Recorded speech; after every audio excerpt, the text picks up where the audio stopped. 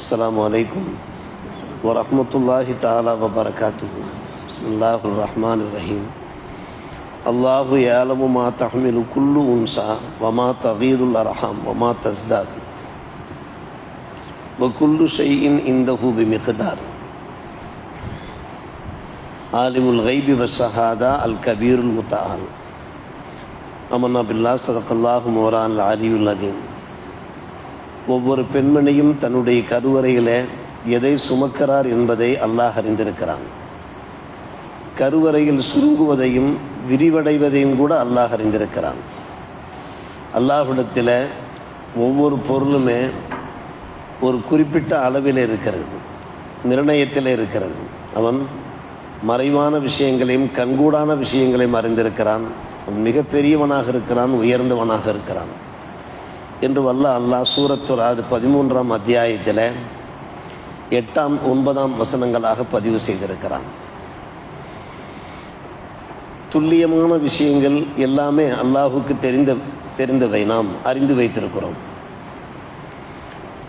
இந்தஹு இல்மு சா, கியாமனால் பற்றிய ஞானம் அல்லாஹ்விடத்தில் இருக்கு. கியாமனால் எப்போது வரும் என்பது அல்லாஹ் ஒருவனுக்குத்தான் தெரியும்.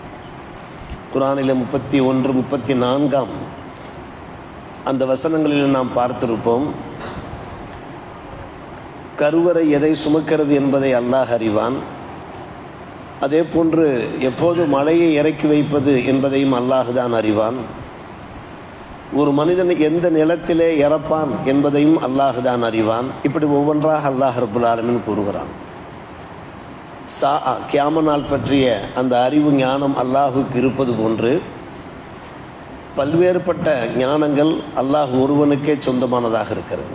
அதில் ஒன்றுதான் கருவறை. மெல்லிய கருவறையில் துல்லிய ஞானம் என்று சொல்வார்கள். கருவறை இருக்கிறது, அது மிக மெல்லியதாக இருக்கிறது. நாம் தெரிந்து வைத்திருக்கிறோம், கருவறையினுடைய அமைப்பு இருக்கிறத ஒரு 60 கிராமிலிருந்து 70 கிராம் அளவுக்கு தான் இருக்கும். ஒரு சிறு கரண்டி, ஸ்பூன் வைக்கிற அளவுக்கு தான் இருக்கிறது. அந்த கருவறை தான் அருமை சகோதரர்களை குழந்தையை சுமக்கிறது. குழந்தையை சுமக்குகிற போது அந்த கருவறை விரிவடைகிறது. விரிவடைந்து குழந்தையை பெற்றெடுக்கிற போது 500 மடங்காக அந்த கருவறை விரிவடைவதாக ஆய்வாளர்கள் நமக்கு எடுத்துரைத்து கொண்டிருக்கிறார்கள். இந்த ரகசியங்கள் இதெல்லாம் அல்லாஹுக்கு தெரிந்த விஷயம். அதைத்தான் அல்லாஹ் இங்கு பேசுகிறான். அல்லாஹு யஅலமு மா தஹ்மிலு குல்லு உன்சா.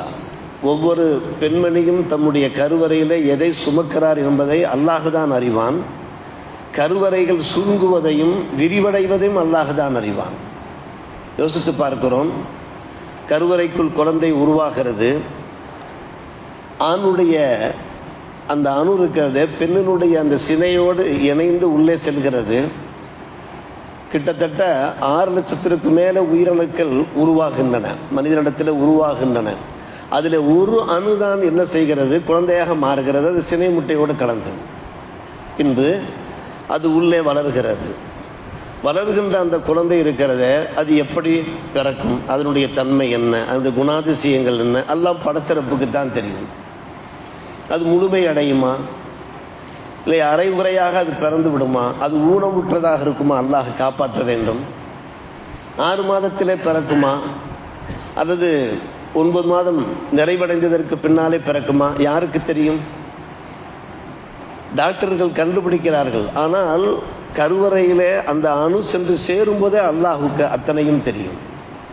உலகத்திலே வாடும்போது அந்த குழந்தை நல்ல பிள்ளையாக அது வாழுமா, இல்லை அதனுடைய வாழ்க்கை வழிமுறைகள் எப்படி இருக்கும், எல்லாமே படைத்த ரப்புக்கு தான் சொந்தமாக இருக்கிறது. அதைத்தான் அல்லாஹ் ரப்புல் ஆலமீன் இங்கே கூறுகிறான். அங்கே ஒரு மிகப்பெரிய அதிசயமே நடைபெற்று கொண்டிருக்கிறது. கருவறைக்குள்ளே ஒரு மிகப்பெரிய அதிசயமே நடைபெற்று கொண்டிருக்கிறது. அந்த நேரத்தில் பெண்களுக்கு உதிரப்போக்கு வந்தால் அந்த பெண்ணின் நிலை என்ன, அந்த குழந்தையின் நிலை என்ன, படைத்தவனுக்குத்தான் தெரியும். அந்த உதிரப்போக்கு ஏற்படுகிற காரணத்தினால் பிள்ளையினுடைய அந்த வறட்சி பாதிக்குமா, அந்த தாய்க்கு ஏதாவது தீய விளைவுகள் ஏற்படுமா, எல்லாம் படைத்தவனுக்குத்தான் தெரியும். சுருக்கமான ஒரு வசனத்தில் அல்லாஹ் சொல்லுகிறான். அத்தோடு அன்பான சகோதரர்களே, ஒவ்வொரு பெண்மணியும் தன்னுடைய கருவறையில் எவ்வளவு காலம் குழந்தையை சுமப்பார்கள் என்பது அல்லாஹ்வுக்கு தெரியும். நாம் அறிந்த ஒரு விஷயம்தான், 6 மாதத்திலேயும் குழந்தை பிறக்கலாம். பிரபல்யமான அப்துல் மலிக் இப்னு மர்வான் ஒரு ஹலீஃபா, பெருமானார் ரசூலே கரீம் ஸல்லல்லாஹு அலைஹி வஸல்லம் காலகட்டத்திற்கு நெருக்கமாக வந்த ஒரு இஸ்லாமிய ஆட்சியாளர். அவர் 6 மாதத்திலேயே பிறந்தவர். ஆனால் ஒரு சிறந்த ஆட்சியாளராக அவர் பரிணமித்தார். அதே போன்று ஈராண்டுகளும் கூட என்ன செய்யலாம், குழந்தை வயிற்றில் இருக்கலாம். ஆய்வாளர்கள் அதை ஒப்புக்கொள்கிறார்கள். லஹாக் என்கின்ற ஒரு மாபெரும் மேதை இருக்கிறார். கிதாபுகளில் அவருடைய பெயர் அதிகமாக பயன்படுத்தப்படுகிறது. எல்லாம் நிதர்சனமான ஒரு விஷயம். லஹாக் என்றாலே அதிகம் சிரிப்பவர் என்பது பொருளாம். லேஹிக்கு என்றால் சிற்பல்யா லஹக்கு கலீலா. ஆனால் அவர் பிறக்கும்போது சிரித்து கொண்டே பிறந்தார்.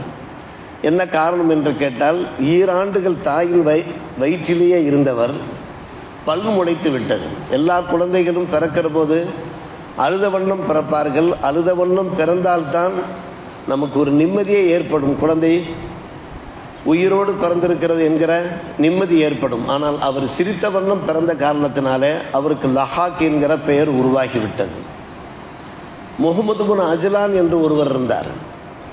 முகமது பின் அஜ்லான் என்பவர், அவருடைய தாயை பற்றி சொல்வார்கள் ஹம்மாலத்துல் ஃபீல் என்பார்கள். யானை குட்டியை சுமந்தவள் என்று சொல்வார்கள். யானை, ஃபீல் என்றால் யானை, யானை குட்டியை சுமந்தவள் என்று.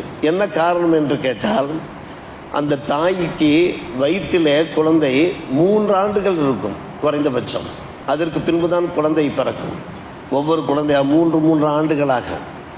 அதனால் அந்த பெண்மணிக்கு ஹம்மாலத்துல் ஃபீல் என்று பெயராகிவிட்டது. இதெல்லாம் அருமை சகோதரர் வரலாற்றில் கிடைக்கின்ற சில உண்மைகள். நம்முடைய இமாமார்கள் சொல்லுகிறார்கள், இது விரிவான ஒரு விஷயம். நாம் அபூ ஹனீஃபா ரஹ்மத்துல்லாஹி அலைஹி அவர்கள் சொல்லுகிறார்கள், குர்ஆனிலே உள்ள அந்த ஆய்வு பிரகாரம் சொல்லுகிறார்கள், ஒரு குழந்தை 6 மாதத்திலும் பிறக்கலாம், அதிகபட்சம் 7 ஆண்டுகள் என்று முடிவு சொல்கிறார்கள். 7 ஆண்டுகள் வரை ஒரு குழந்தை தாயின் வயிற்றிலே இருக்கலாம். அதற்கெல்லாம் நிரூபணங்கள் இருக்கின்றன, பொறுப்புகள் இருக்கின்றன. எனவேதான் அவர்கள் சட்டத்தை வகுத்திருக்கிறார். நன்கு கவனிக்க வேண்டும். ஒரு குழந்தை உருவாகியிருக்கிறது, தந்தை இறந்து போய்விட்டார் என்றால் 7 ஆண்டுகளுக்கு பின்னால் தான் அந்த குழந்தை பிறக்குமானால் அந்த குழந்தை அந்த தந்தைக்கு தான் சொந்தம். காரணம் 7 ஆண்டுகள் இருக்கலாம். எனவே அந்த தந்தையிடமிருந்து அந்த தாயும் அந்த குழந்தையும் வாரிசாகுவார்கள். அவர்களுக்கு அனந்தர சொத்து கொடுத்தாக வேண்டும், அனந்தர சொத்து கொடுத்தாக வேண்டும். அந்த பெண்ணை விபச்சாரி என்ற பெயர் சூட்டிவிடக்கூடாது. என்ன காரணம்? 7 ஆண்டுகள் வரை குழந்தை வயிற்றுக்குள் இருக்க முடியும் என்று இமாம் அபூ ஹனீஃபா ரஹ்மத்துல்லாஹி அலைஹி அவர்கள், மாபெரும் இமாமுல் ஆதம், மாபெரும் மேதை என்று நாம் குறிப்பிடுகின்றோமே, அவர்கள் நமக்கு வழிவகுத்து தருகிறார். இப்படி நிறைய சட்டத்திட்டங்களை இந்த ஆயத்தை அடிப்படையாக வைத்து ஆய்வாளர்கள் நமக்கு பல்வேறுபட்ட உண்மைகளை எடுத்துரைத்தவாறு இருக்கிறார்கள். ஆக அல்லாஹ் சொல்லுகிறான் சூரத்து ராத், தாங்கள் வீட்டிற்கு சென்றீர்கள் என்றால் 13ஆம் அத்தியாயம் 8ஆம் 9ஆம் வசனங்களை புரட்டி பாருங்கள். எவ்வளோ அழகான வசனம் பாருங்கள். குழந்தை உள்ளே உயிரோடு இருக்கிறதா என்பதை கூட கடைசியாகத்தானே கண்டுபிடிக்கிறார்கள். எத்தனை விந்தைகள் அங்கே நடைபெற்றவாறு இருக்கிறது. உடனே குழந்தை எடுக்க வேண்டும் என்று டாக்டர்கள் நம்மை எச்சரிக்கை செய்கிறார்கள். அவ்வப்போது செக் பண்ணி கொண்டே இருக்கிறார்கள். குழந்தையினுடைய பருமன் இந்த அளவுக்கு இருக்கிறது, அதனுடைய இரத்த அளவு குல்லு ஷையின் இந்த மிக்தார் என்று அல்லாஹ் சொல்லுகிறான். இரத்த அளவு இந்த அளவுக்கு இருக்கிறது, சர்க்குலேஷன் சரியில்லாமல் இருக்கிறது, எனவே இன்னென்ன உணவுகள் ஊட்ட வேண்டும்.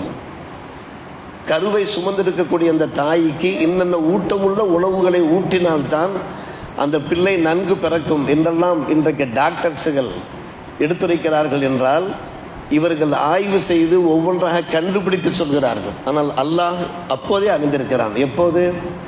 எப்போது அந்த உயிர் அணு ஒரு ஆணிடமிருந்து பெண்ணின் கருவறையிலே சினை முட்டையோடு சென்று சேர்கின்றனவோ அப்போதே அத்தனை ரகசியங்களையும் அல்லாஹ் அறிந்தவனாக இருக்கிறான் என்று அல்லாஹ் தன்னுடைய வல்லமையை இங்கே வெளிப்படுத்துகிறான்.